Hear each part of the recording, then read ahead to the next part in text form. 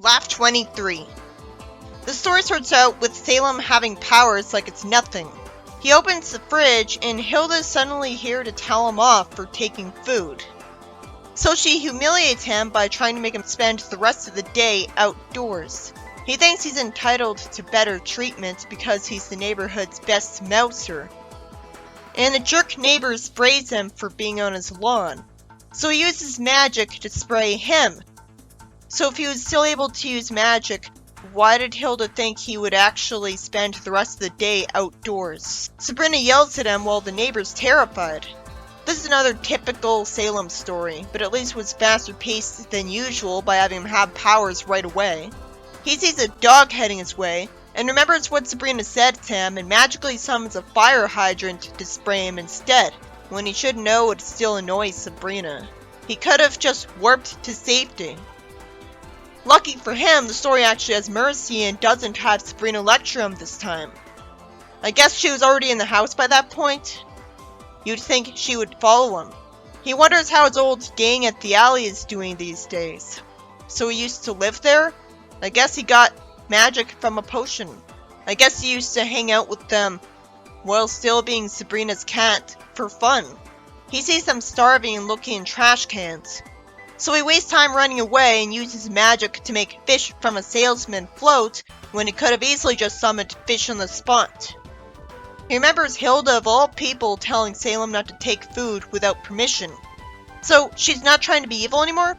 Or is this out of character because it's not gonna last?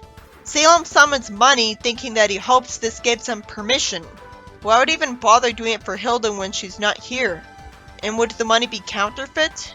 I'd think that if magic can figure out how to summon stuff properly when the user isn't a chemistry major, it'd also be able to find out how to summon believable new dollar bills. But it's still causing inflation. That's a minor thing compared to the good of him showering someone with money to spend though. So he treats cats with fish and thinks that Hilda and Sabrina are right, that life is better when you play by the rules, even though he should know they want him to be good in general. This story is about Salem using magic a lot. And after getting kicked out of the house for the day for taking food without permission and told off by Sabrina for getting revenge with magic, he decides to play by the rules by remembering and following what they said to him earlier. But he only goes by their exact words when he should know them well enough to know that they'd still disapprove of him scaring a dog and stealing a bunch of fish. He at least pays for it and then some, but he's still causing inflation, and there's no reason for him to not just magically summon fish without scaring someone by taking his fish. I guess the reason he didn't try to get it back anyways is that he was not only too busy pocketing the money, but he also knew that going against a cat with magical powers would be dangerous, and nobody would believe him. Why is Salem even bothering to change his behavior based on what he remembers Sabrina and Hilda saying to him when they're not in front of him, and he doesn't see eye to eye with them? But if he didn't do that, it'd be a pretty boring plot that's nothing but a repeat of the other stories like this. Because go figure, he feeds some cats and bullies a dog, again. And while it's morally good that Hilda's just as good as Sabrina by telling him not to steal food, it's confusing. Well, he might have just misinterpreted her as saying that in general, and she only meant that about taking food from her fridge. But you'd think he'd have known the proudly stereotypical witch well enough to know that she wants him to steal to cause mischief to mortals. Archie Giant Series 609. Sabrina keeps Salem from eating some cookies because they're magical instead of because he's a cat. I guess he's a special cat that can handle cookies. Her aunts are surprised to learn that they're magic, and she says they cast a spell on anyone who eats them before they're cool. So Zelda became a frog. What's funny is that she's a giant frog with a silly, sad look, and she somehow still has her glasses and hat on. Archie's Pals and Gals 218. Ambrose says he's gonna wish that the biggest fish in the world will nibble on his fishing line. He uses magic and it's too big. And for no reason he doesn't know how to call off a wish after all this time. He couldn't just make the fish smaller? He's really panicked. Little Archie Digest 44. We see Sabrina's family flying on a broom, with Sabrina dressed like a witch for once because just now her family forced her to for no apparent reason. Salem's having trouble hanging onto the broom. If the writer thinks to have Zelda ask why he didn't get a seatbelt, why did he write this anyways? They wouldn't put Salem in danger like that. Hilda says the renting agent's meeting them at the house.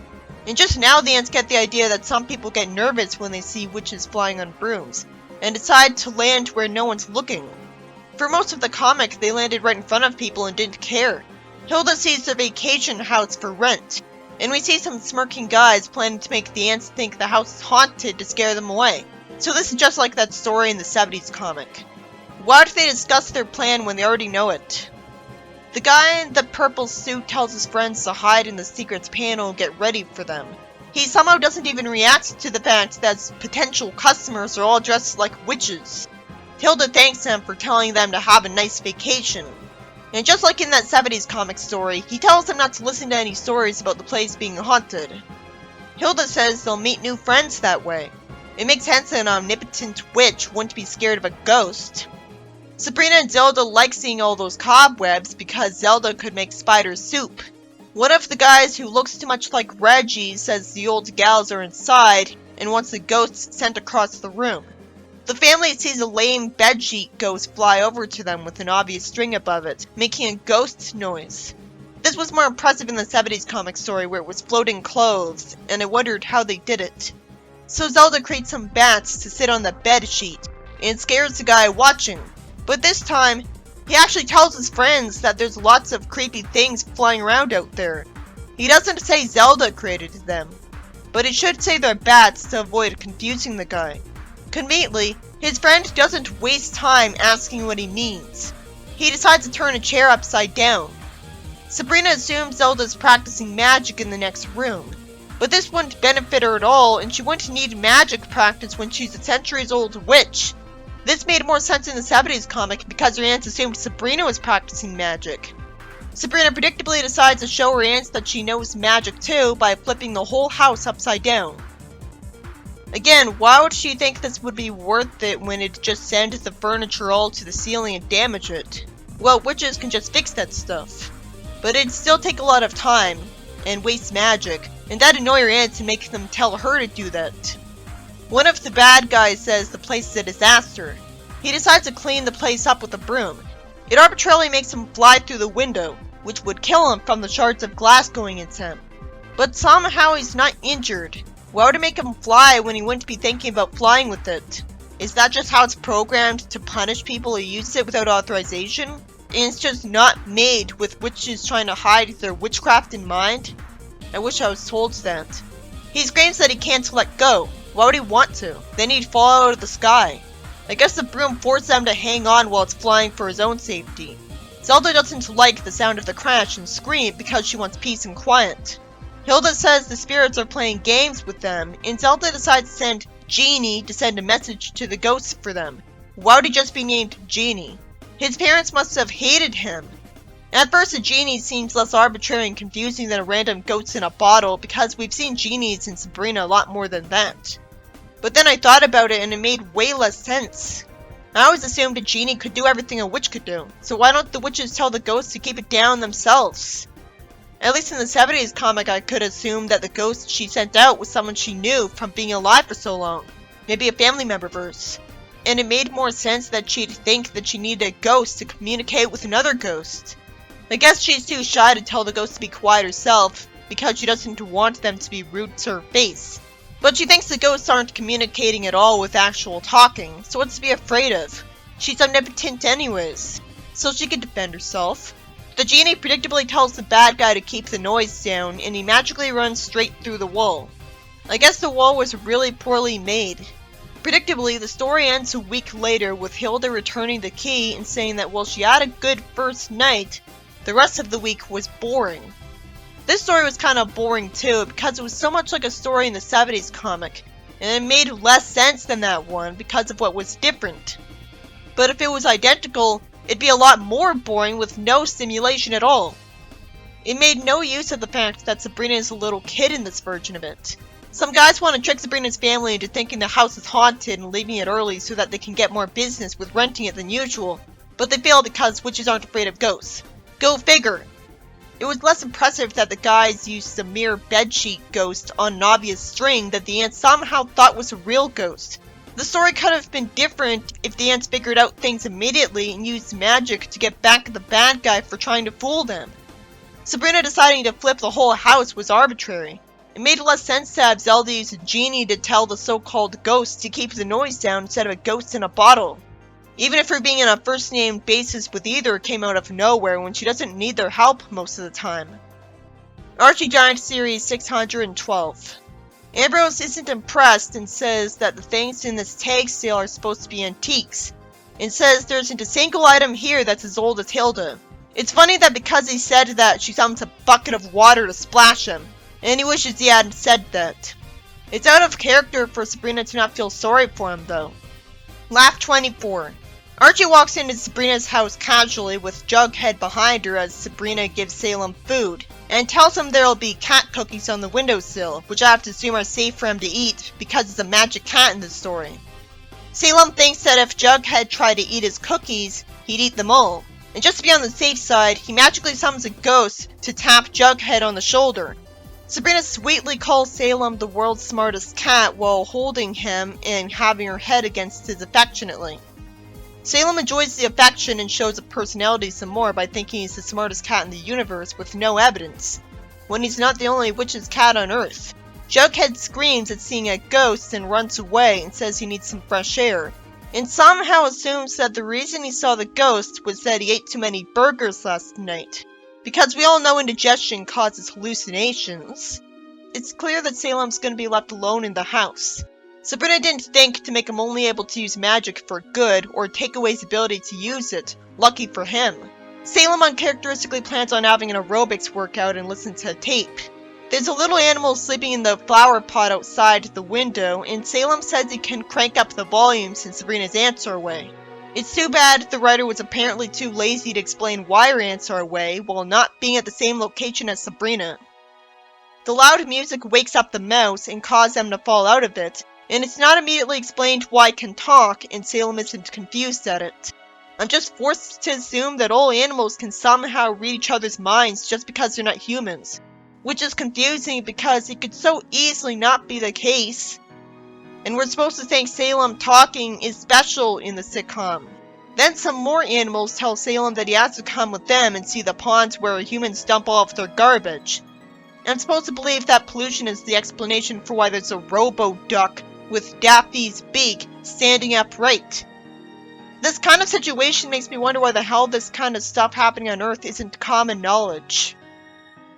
Roboduck's mad because someone disturbed his peace and grabs the mouse that's brave enough to yell at him despite being smaller and weaker than him, and flicks him away saying that he doesn't obey the laws.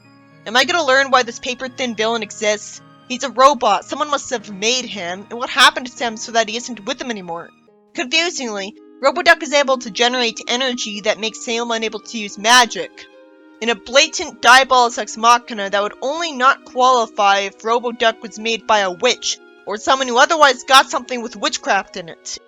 Because mortals don't know about magic, so there's no way they could short-circuit it.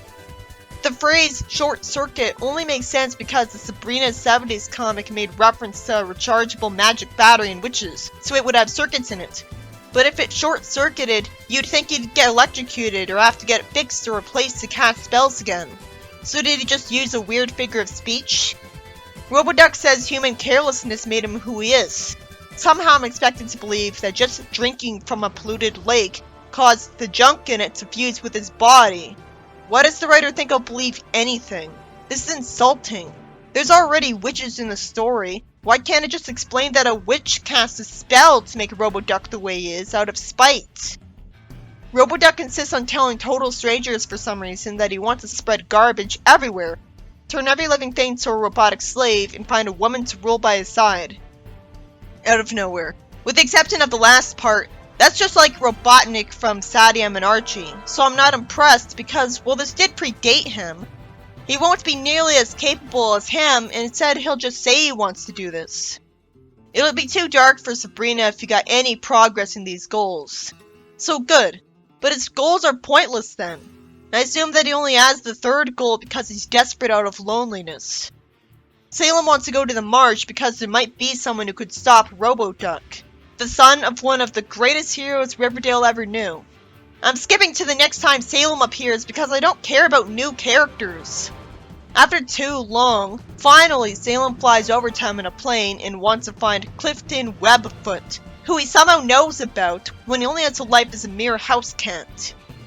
Even though this is still the Riverdale Marsh, there's anthropomorphic ducks here. The only reason this would make sense would be that witches created them. At least the text box explains that this part of the marsh is barely visited by humans.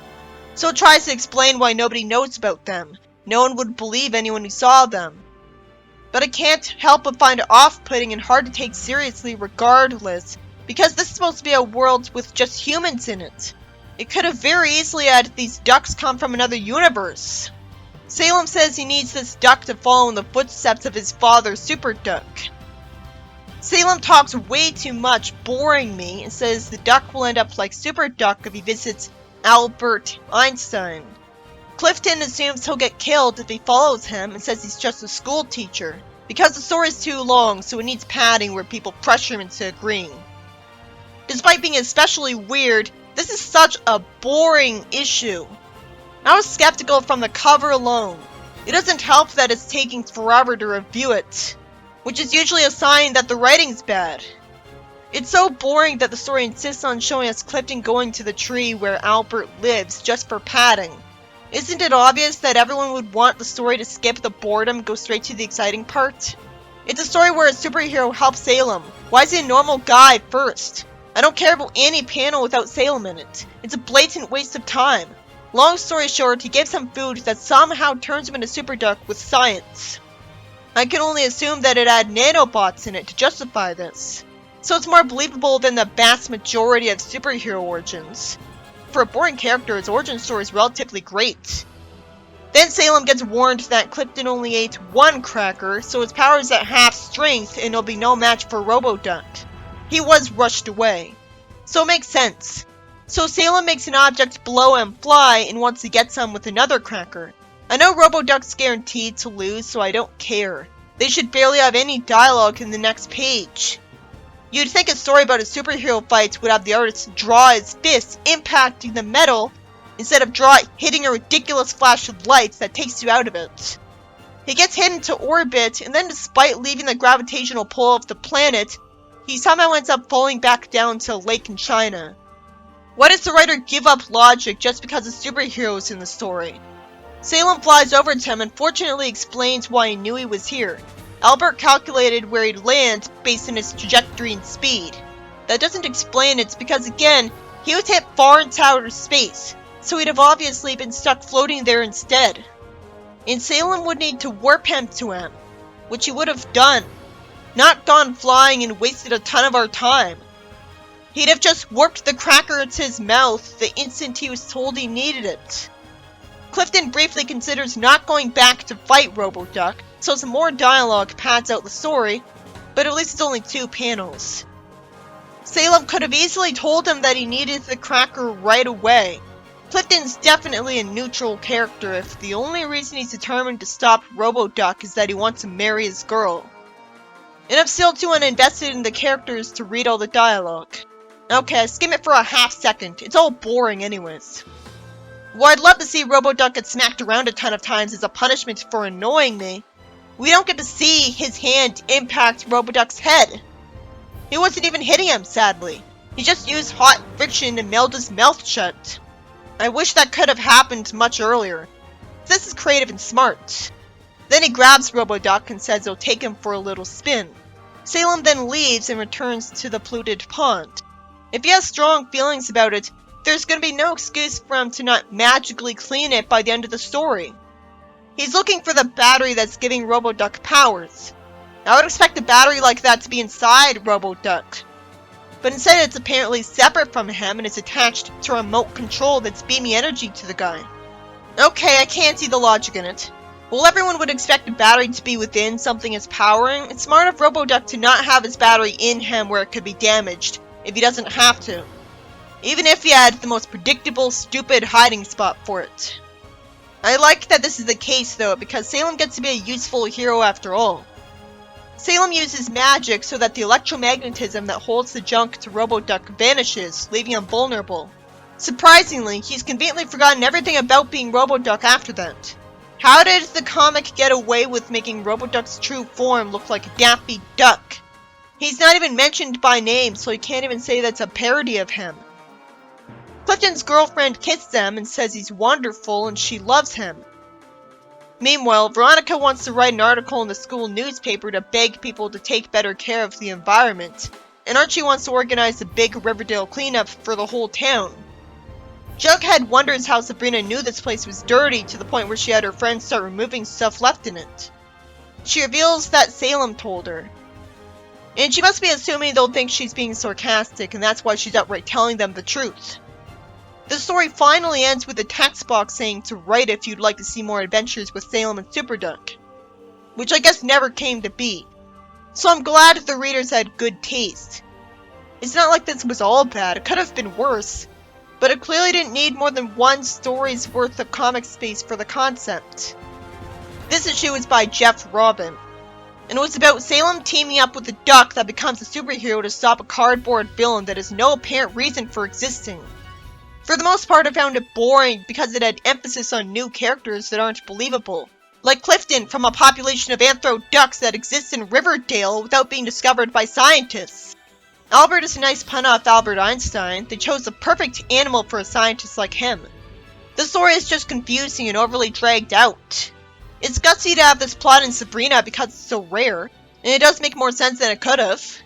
The mere existence of these ducks in Roboduck could have been explained as witches created them, but the writer doesn't care enough to have it make sense. So I don't care about any of the characters when I'm too confused and detached by the story arbitrarily happening. It's so obvious it's just happening for a change of pace from regular Sabrina stories, and maybe to promote a Superduck comic of its own for all I know, which would explain the change in writers. The only reason Salem knew to leave his house and go to the marsh and meet Clifton is that animals that aren't smart enough to have their own language and sentience were somehow able to tell Salem to go there and find Roboduck. It could have been explained that Salem cast a spell to read animals' minds years ago, and animals around town know that, so that's why they go talk to him. So this could make sense. The story lasts longer than it could have because Clifton isn't already a superhero by the time Salem meets him. So there's tons of boring panels with slow pacing until finally gets given crackers by a mad scientist owl, who must have been also created by a witch, but I'm off-put by the story not explaining that because it doesn't care about writing believably. But fine, I can assume this makes sense too, and the crackers must have nanobots to make him a superhero. But again, it's insulting that we're not outright told that. But it can make sense, more than most superhero origins, so awesome. I just wish the story could cut to the chase. Why did it have to have him only eat one cracker just for Salem to not warp him to give him another one? That wasted time making both of them look insanely stupid. And after all the irritating, boring dialogue Roboduck had, why didn't we get to see him get hit a bunch? I feel like he went through nothing at all. What kind of superhero fight scene would have the villain never get satisfyingly smacked for the audience's sake, showing us the impact tons of times instead of just having the heroes do creative things to them, and they get spun and thrown once? That was creative, but it had no satisfaction at all. So it didn't feel like he made the story before it worth it. I wanted to see him get tons of slapstick like a Looney Tunes character. And it pisses me off thinking that the censors didn't allow that.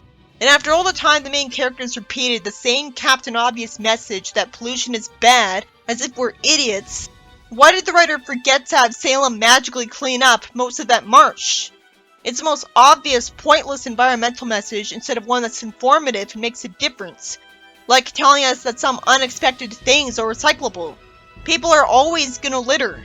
And the story won't change that. Especially because the only effect it showed from that is an impossible one.